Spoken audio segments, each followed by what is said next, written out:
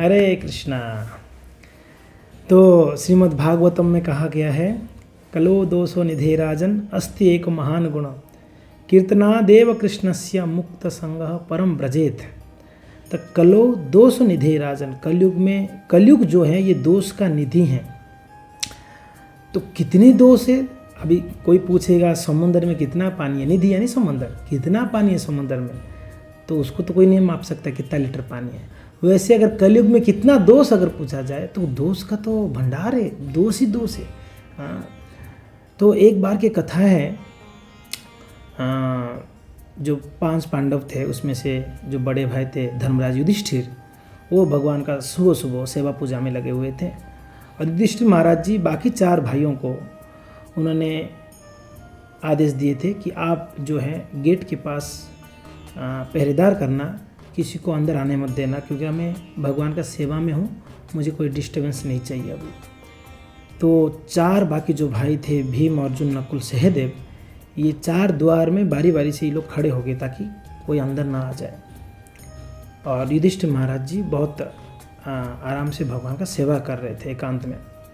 तो उतने में एक व्यक्ति दौड़ दौड़ के आया और उसका आकार बड़ा विकार था, बहुत भयंकर दिखने में था, आँख लाल लाल था, तांबा जैसे बाल था, बड़ा विचित्र धरण का व्यक्ति था। और दौड़ दौड़ के आके वो अंदर घुसे जा रहा था। तब उसको भीम रोक दिया, रुको, कहाँ चले जा रहे हो आप, अंदर घुसे जा रहे हो, क्या चाहिए आपको? बोले मुझे महाराज जी से मिलना है, जल्दी छोड़िए, मुझे बहुत अर्जेंट काम है उनसे, जल्दी छोड़िए। तो भीम जी बोले कि बताओ क्या काम है, मुझे बताओ, महाराज जी सेवा में है। तो बोले कि नहीं, मुझे महाराज जी से ही बोलना है। बोले नहीं, आप मुझे बताओ, मैं महाराज जी से पूछ लूँगा। तो बोला कि भीम जी, मैं आते समय एक जगह पे एक खेत देखा, और वो खेत में मैंने देखा बहुत सारा फसल जो है उगा रहे हैं, उसमें फसल भी था, और उसको एक बाड़ बांधा हुआ था, बाउंड्री। मगर मैंने देखा वो जो बाड़ बांधा हुआ था, वो बाड़ ही जो है खेत को खा रहा था। तो मुझे समझ में नहीं आया ये क्या है। तो भीम जी बाल खुजलाए, इसका अर्थ क्या हो सकता है? अच्छा ठीक है, मुझे समझ में नहीं आ रहा है, एक काम करो, आप अंदर जाओ, आप महाराज जी से पूछ लो। तो व्यक्ति वो गेट को पार करके दूसरा गेट में पहुंचा, तो वहाँ अर्जुन जी थे। अर्जुन रोक लिए, बोले रुको, कहाँ घुसे जा रहे हो, क्या चाहिए? बोले नहीं, मुझे कुछ पूछना है, मुझे कुछ बताना है महाराज जी से। बोले क्या बताना है, मुझे बताओ ना, मेरा कुछ शंका है, कुछ बात करनी है। बोले कि मुझे बताओ, मैं बताऊँगा, आपको उत्तर दूंगा। बोले कि अर्जुन जी, मैं आते समय देखा एक बड़ा घड़ा था, उसमें पानी भरा हुआ था, और छोटे छोटे 10 घड़े थे। और एक व्यक्ति ने बड़ा घड़ा का जो पानी था वो छोटे 10 घड़ों में भरा। तो बड़ा घड़ा का पानी 10 छोटे घड़े में भर गया, मगर जो बड़ा घड़ा था वो पूर्ण मात्रा में पानी उसमें समाप्त हो गया और 10 घड़े में भर गया, छोटे घड़े में। मगर जब वापस उस 10 घड़े का पानी बड़े घड़े में डाला गया, तब वो बड़ा घड़ा आधा ही रह गया, पूर्ण नहीं हुआ, और एक भी बूंद नीचे पानी नहीं गिरा था। बड़ा आश्चर्य। और जो सोचे ये कैसे संभव हो सकता है, जब बड़ा घड़ा में पूर्ण पानी था और 10 छोटे घड़े में डाला गया, वो तो छोटे घड़े भर गए, तो वापस उसी घड़े में डालने पर भरना चाहिए, क्यों नहीं भरा? तो उनको समझ में नहीं आ रहा था। बोले ठीक है, आप महाराज जी से पूछिए, मुझे समझ में नहीं आ रहा है उसका क्या उत्तर होगा, क्या है। तो अंदर गए वो, तो आगे गए तो नकुल जी उनको रोक दिए तीसरे गेट में। बोले रुको, कहाँ घुसे जा रहे हो, क्या चाहिए आपको? नहीं ना, मुझे महाराज से मिलना है, बहुत अर्जेंट है। बोले क्या चाहिए, मुझे पूछिए। बोले मेरा कुछ जिज्ञासा है, मेरा कुछ डाउट है, बड़ा आश्चर्य चीज़ मैंने देखा है, मुझे उनको बोलना है। बोले मुझे बोलो, मैं बताता हूँ। तो उन्होंने बताया वो व्यक्ति कि मैं रास्ते से आते समय देखा एक गाय अपने बछड़े को जन्म दी और बछड़े को खा गई।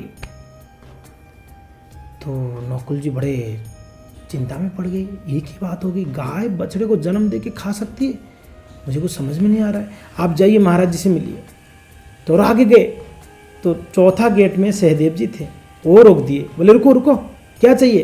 बोले कि सहदेव जी, मुझे महाराज जी से कुछ बोलना है। बोले मुझे बोलो, क्या चाहिए, मैं बताता हूँ आपको।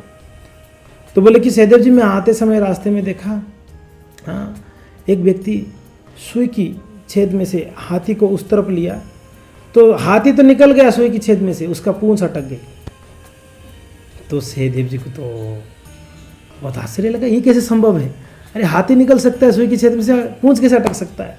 बोले काम करो, आप महाराज जी से ही पूछिए। तो तब तक युधिष्ठिर महाराज जी का सेवा मीन समाप्त होने वाला था। तो व्यक्ति वहाँ पर पहुँचा गेट के बाहर, अभी अंदर रूम में नहीं गया, बाहर रह के ही, पर्दा था, बाहर रह के बोल रहा है, महाराज महाराज मैं आते समय देखा रास्ते में एक बहुत बड़ा पहाड़ था, उसकी बाजू में एक रोड गया हुआ था, एक रास्ता था, और एक पहाड़ से बड़ा सा पत्थर रोड के ऊपर गिरा आके, और वो रोड जो है ब्लॉक हो गया ना, उस तरफ के लोग इस तरफ नहीं जा पा रहे थे, इस तरफ के लोग उस तरफ नहीं जा पा रहे थे। मगर कहीं से एक साधु व्यक्ति आया, वो अपने धोती से एक धागा निकाला, उस पत्थर को बांधा और उसको ऐसे हटाया तो पत्थर एकदम चूरमार हो गया, रास्ता बिल्कुल क्लियर हो गया, लोग एकदम आना जाना की। तो ये पूछते ही युधिष्ठिर महाराज जी का सेवा अभी फिनिश हो गया, होते बोले अरे इसको पकड़ो पकड़ो, व्यक्ति को पकड़ो। युधिष्ठिर महाराज जी जब आवाज़ दिए तब वो व्यक्ति ये पूछ के तुरंत दौड़ के निकल गए चारों भाइयों के सामने सामने, अर्जुन नकुल सहदेव भीम जी के सामने सामने निकल गए दौड़ के। तो युधिष्ठिर महाराज जब बाहर आए कमरे से, बोले इसको क्यों नहीं पकड़े आप लोग, क्यों छोड़ दिए? तो चारों भाई एकत्रित होकर बोले क्या हुआ ना, ये कौन था ये व्यक्ति? तो युधिष्ठिर महाराज बोले अरे वो कलयुग था स्वयं, वो हमारे राज्य में प्रवेश करना चाह रहा था, कुछ लक्षण बतला रहा था कलयुग का। तब पहला भीम जी को पूछा, आपको क्या पूछा? भीम जी ने बोले कि भैया मुझे पूछे कि रास्ते में आते समय उसने क्या देखा था। जब रास्ते में आया भीम को पूछ रहा था कि एक खेत था और उसकी बाउंड्री जो है खेत को ही खा रहा था, खेत की फसल को खा रहा था। तो युधिष्ठिर महाराज जी कहे कि भीम कलयुग में ऐसा होगी, जो रक्षक होंगे ना वही भक्षक बन जाएंगे, ये कलयुग का एक लक्षण है, रक्षक ही भक्षक बनेंगे।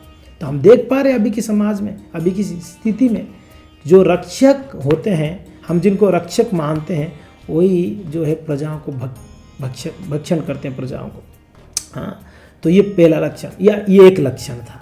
दूसरे अर्जुन ने बोले कि मुझे तो पूछा उसने, एक बड़ा सा क्या था, घड़ा था, और उसका पानी छोटे 10 घड़े में डाला, और वापस जब छोटे घड़ा का पानी बड़े घड़े में डाले वो तो आधा ही रह गया।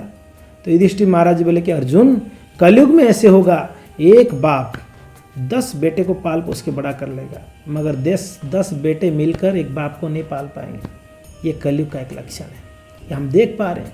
ये वृद्धाश्रम वगैरह क्यों खुल रहा है? क्योंकि ना बच्चे अपने पिता को बराबर ध्यान नहीं दे रहे हैं, सेवा नहीं करते हैं, ये कलयुग का लक्षण है। 10 बेटे होके पिताजी को वृद्धाश्रम भेज देते हैं, उनका सेवा नहीं करते।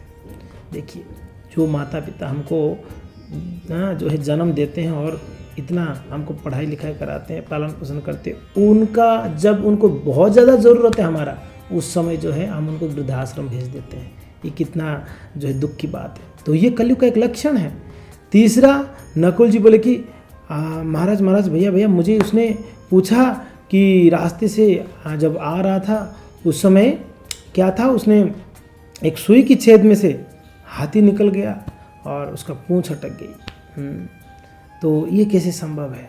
तो युधिष्ठिर महाराज जी बोले कि कलयुग में बड़े बड़े अपराधी निकल जाएंगे, छोटे छोटे अपराधी जो है जेल में बंद हो जाएंगे। बड़े अपराधी अपने पैसा के बल पर, नाम के बल पर वो निकल जाएंगे, और छोटे उसमें फंस जाएंगे।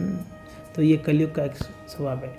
तो ये सहदेव जी को पूछे थे। नकुल जी का क्या प्रश्न था? नकुल जी कहें कि महाराज मुझे पूछें कि एक गाय ने बछड़ा को जन्म दिया और उसको खा गया।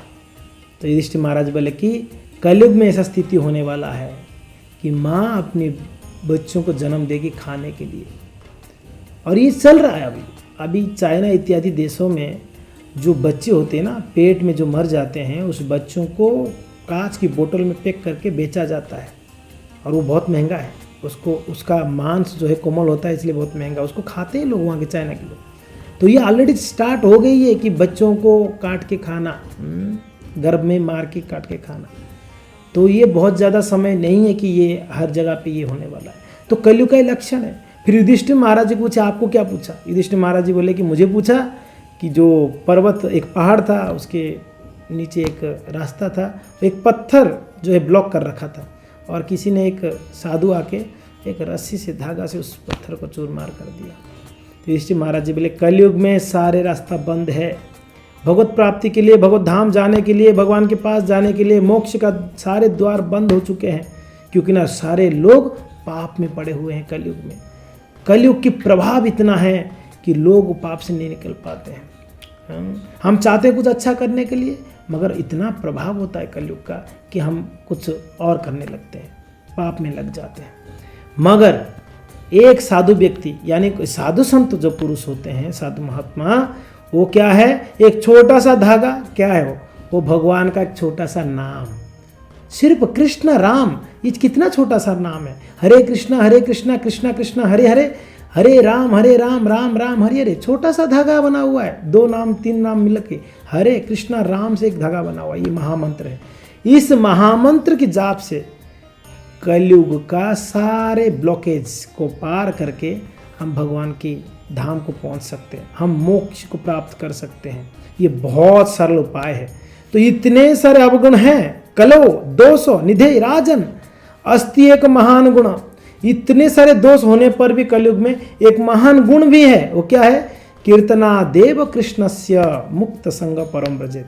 भगवान श्री कृष्ण का जो कीर्तन है, हरे कृष्णा कृष्ण कृष्ण हरे हरे, हरे राम राम राम हरे हरे, इसका जो कीर्तन है, इस कीर्तन से मुक्त संग परम ब्रजेत, व्यक्ति संसार के सारे दुखों के क्लेशों से मुक्त होकर वो परम ब्रजेत भगवान का श्री नित्य धाम को प्राप्त कर सकता है, भगवान का सानिध्य प्राप्त कर सकता है निरंतर।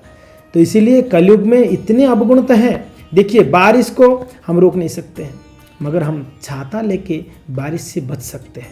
एग्जैक्टली कलयुग की दोषों से हम नहीं मुक्त हो सकते हैं, उसको रोक नहीं सकते, मगर उससे बच सकते हैं भगवान का शरण लेकर, भगवान के नाम के शरण लेकर, भक्तों के सानिध्य कर कर, गीता भागवत का अध्ययन कर कर। इस प्रकार से हम कलयुग की प्रभाव से बच जाएंगे। तो आप सभी से निवेदन है, आप भी भगवान का नाम लीजिए और कलयुग के प्रभाव से बचिए। हरे कृष्णा।